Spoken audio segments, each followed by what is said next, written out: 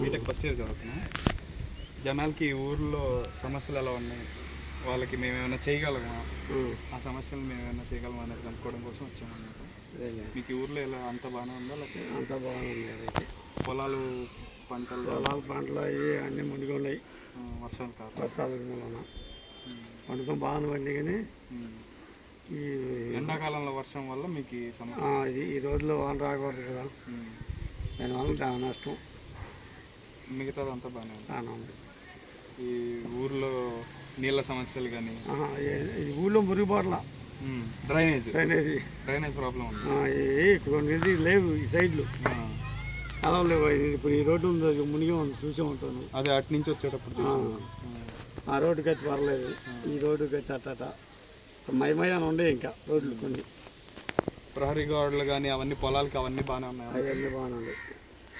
పొలాల్లో పంట తినేయటం, పురుగులు ఏం లేదు. ఇప్పుడు పంట ఏం లేదు కదా. ఇప్పుడు ఏ పంట వేసారు మీరు ఈసారి? జొన్న మోదన్న. ఇక్కడనా, ఈ ఊర్లోనా? ఎన్ని ఎకరాలు? మేము కౌలు 10 ఎకరాలు వేస్తాం.